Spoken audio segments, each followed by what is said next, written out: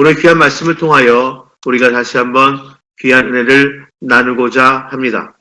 자, 오늘 본문을 보면 예수님께서 대제사장들을 보낸 사람들에게 체포되기에 앞서서 제자들과 함께 감람산에 있는 겟세마네 동산으로 기도하러 가셨습니다. 자, 예루살렘 성 밖 바로 감람산이 있지요. 그 감람산 기슭에 바로 겟세마네 동산이라는 곳이 있습니다.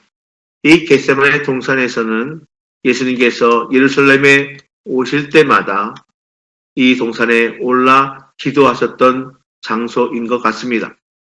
자, 겟세마네는 그 이름의 뜻이 기름을 짜는 틀, 기름을 짜는 틀이라는 의미를 가진 지명이 겟세마네입니다.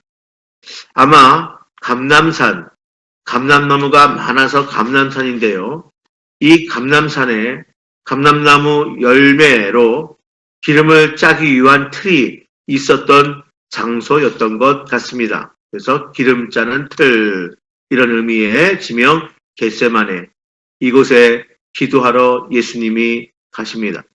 그리고 제자들에게 기다리고 있으라 하시고는 따로 베드로와 세베대의 아들, 즉 야고보와 요한을 데리고 좀 더 가셔서 이들에게 너희는 여기 머물러 나와 함께 깨어 있으라, 이렇게 말씀하신 후에 예수님은 조금 더 가셔서 기도하시기 시작합니다.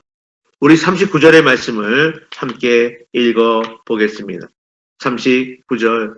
조금 나아가사 얼굴을 땅에 대시고 엎드려 기도하여 이르시되 내 아버지여, 만일 할만 하시거든 이 잔을 내게서 지나가게 하옵소서. 그러나 나의 원대로 마옵시고 아버지의 원대로 하옵소서 하시고.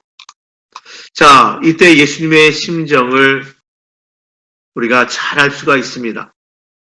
우리가 지금 읽은 것처럼 또 오늘 본문의 말씀처럼 우리 주님의 심정은 고민하시면서 슬퍼하시는 그러한 상태였음을 반복해서 오늘 본문에 기록하고 있습니다.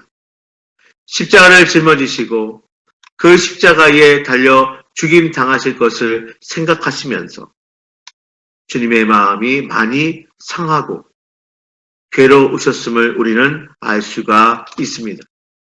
십자가를 지시고 그 십자가 위에서 죽임 당하시는 것은 육신적으로도 무척 고통스러운 것이었습니다.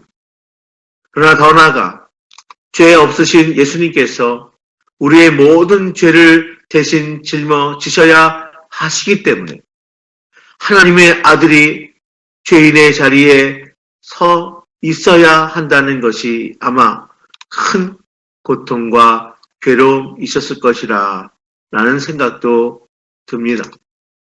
그래서 예수님은 제 아들과 이 고통을 함께 나누길 원하셨던 것입니다. 38절에 우리가 읽은 것처럼 이에 말씀하시되 내 마음이 매우 고민하여 죽게 되었으니 너희는 여기 머물러 나와 함께 깨어 있으라. 그렇습니다. 우리 주님도 이 괴로움을, 이 고통을 제 아들과 함께 나누기를 원하셨습니다. 그리고 예수님께서 이 대속의 사역을 위해 이 땅에 육신을 입고 오셨음을 분명히 알고 계셨음에도 불구하고 분명히 대속의 죽음을 통하여 우리 모두를 구원하시기 위하여 이 땅에 오셨음을 우리는 너무나 잘 주님이 알고 계셨음에도 주님은 만일 할만하시거든 이 잔을 내게서 지나가게 하옵소서 라며 아버지 하나님께 기도하셨습니다. 그만큼 십자가를 지시고 죄인의 자리에 서시는 것이 전혀 죄와 상관없으신 의로우신 하나님이시며 하나님의 아들이신 예수 그리스도께서 무척 고통스러운 것이었음을 보여주고 있는 대목입니다. 그러나 우리 주님은 자신의 고통을 회피하지 않으셨습니다. 예수님께서는 하나님 아버지께 할 수만 하시거든 이 잔을 지나가게 해달라고 기도하셨지만, 그러나 나의 원대로 마옵시고 아버지의 원대로 하옵소서라고 기도하셨습니다. 아버지의 뜻에 전폭적으로 순종하겠습니다. 그렇습니다. 하나님의 뜻에 전폭적으로 순종하신 것입니다. 우리의 순종이 어떠해야 하는지 우리는 예수님의 기도를 통해서, 예수님의 모습을 통해서 다시 한번 깨달아 알 수가 있습니다. 100% 신뢰, 100% 순종, 이것이 믿음입니다. 하나님의 계획과 뜻을 신뢰하는 것입니다. 여기 겟세마네의 기도는 예수님께서 말할 수 없을 정도로 큰 고통을 기꺼이 감수하고 계심을 보여주고 있습니다. 예수님은 3번씩이나 이와 같은 기도를 아버지 하나님께 드리면서 십자가를 맞이할 준비를 단단히 하셨습니다. 그런데 겟세마네에서 마치 감람 열매를 쥐어짜서 기름을 내듯이 온 마음을 쥐어짜듯 간절히 기도하시는 주님과는 달리 제자들은 주님과 마음을 같이하여 기도하지 못했고 잠들어 있었음을 우리는 볼 수가 있습니다. 예수님께서 시험에 들지 않게 깨어있어 기도하라고 반복해서 말씀하셨음에도 불구하고 육신의 피곤함을 이기지 못한 제자들은 끝까지 주님의 고통에 함께하지 못했습니다. 사랑하는 성도 여러분, 믿음의 삶은, 우리의 믿음의 여정은 주님과 함께 동행하며 주님을 따라가며 주님의 고난까지도 감수하며 가는 걸음입니다. 제자들에게 나와 함께 깨어 기도하자 부탁하던 예수님의 그 마음을 우리가 품고 끝까지 주님과 동행하고 순종하며 나가는 성도들 다 될 수 있기를 바랍니다.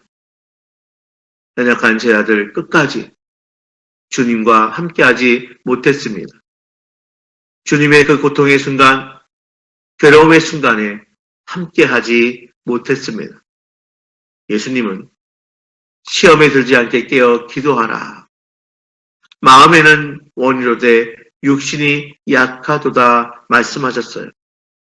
이는 우리의 육신이 연약하기에 또한 기도로 무장하지 않으면 시험에 들 수밖에 없음을 가르쳐 주는 말씀이기도 합니다. 시험에 들지 않게 깨어 기도하라. 마음에는 원이로되 육신이 약하도다. 그렇습니다. 우리는 육신이 연약합니다.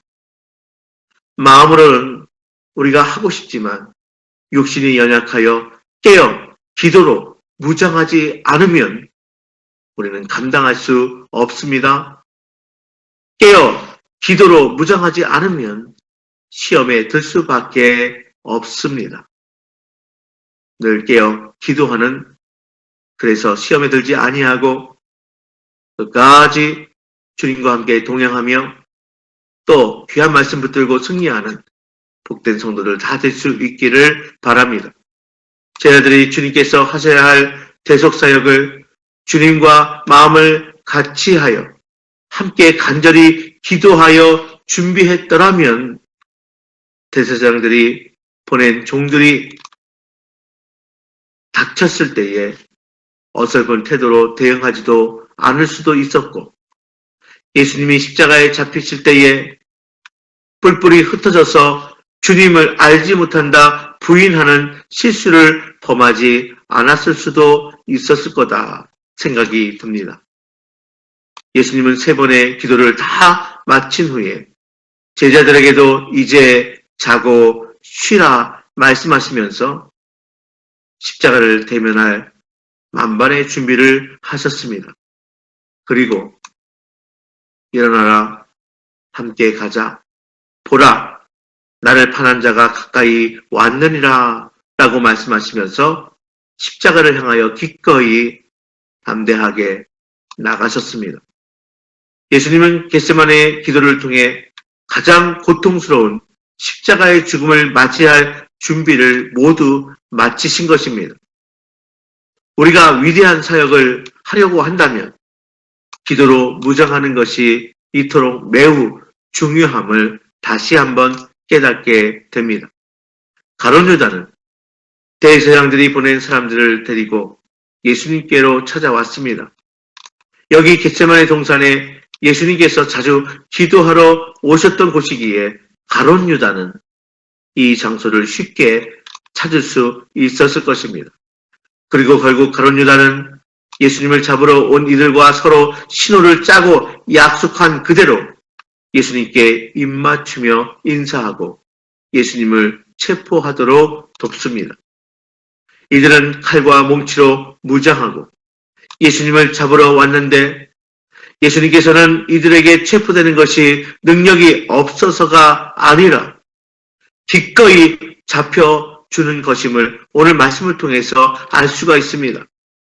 베드로가 칼을 뽑아 대제사장의 종의 귀를 쳐서 떨어뜨렸는데 예수님께서는 베드로를 만류하십니다.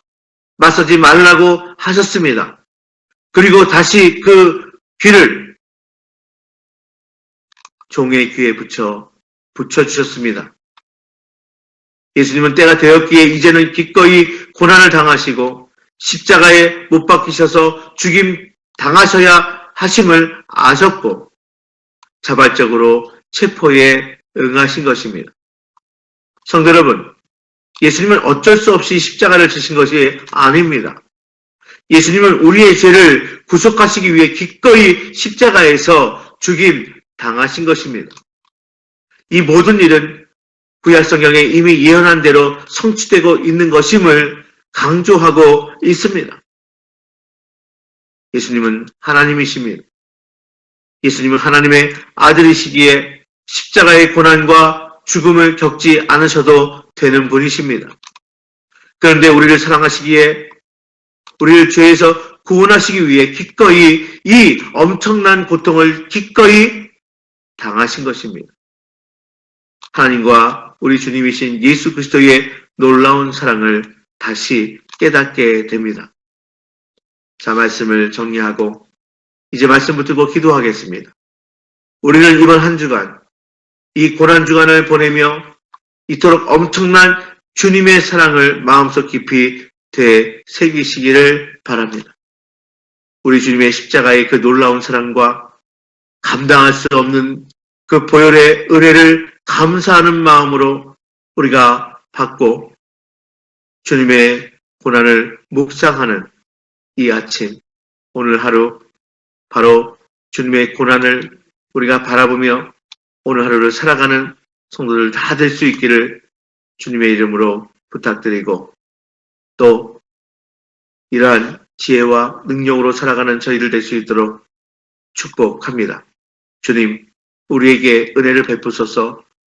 주님, 우리로 더욱 감사하게 하소서. 우리 말씀 붙들고 함께 기도하겠습니다.